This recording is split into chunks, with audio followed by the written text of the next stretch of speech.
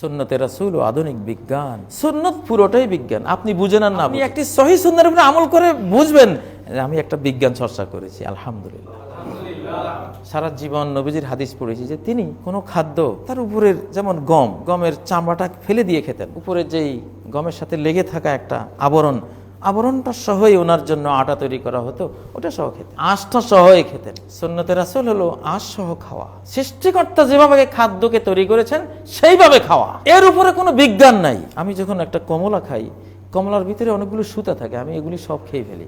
আজকে আমার আইপ্যাডে আমি দেখলাম, আলহামদুলিল্লাহ, পদক্ষেপটা ঠিক ছিল। যারা জুস খায়, আঁশ টাশ কিছুই নেই, এদের শরীরে চর্বি জমে যাবে, কারণ ওই আঁশের দায়িত্ব হলো চর্বিকে টেনে বের করে দেয়া। আল্লাহু আকবার।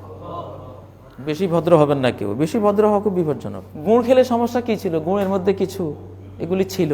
যে যত পরিচ্ছন্ন খাবার খাবেন, পরিষ্কার একেবারে, সৃষ্টিকর্তা যা দিয়েছিলেন সব বাদ দিয়ে একেবারে জুস, কেন তরমুজটাকে জুস বানিয়ে খেতে হবে? কিছু আঁশ টাশ পেটে যাক না, এত ভদ্র হওয়া ভালো না। আসলে ওইটা অভদ্রতা। মেডিকেল সায়েন্স বলছে খাদ্যের সাথে কিছু আঁশ যেতে হবে স্টোমাকে, ওই আঁশগুলো স্টোমাক যন্ত্রকে উত্তেজিত করে, উৎসাহিত করে, তার এনার্জি ঠিক রাখে।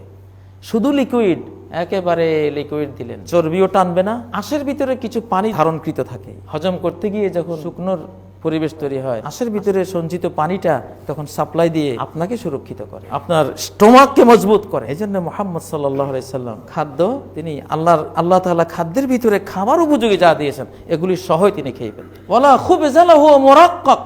সহিহ হাদিসে রয়েছে যে নবী সাল্লাল্লাহু আলাইহি সাল্লামের পুরো নবুয়তি জিন্দেগিতে একটা ময়দার রুটিও তিনি খাননি, তার জন্য তৈরি করা হয়। একেবারে আটার যা আছে, আটার দেহের মধ্যে যা আছে সব সহ খেয়েছে।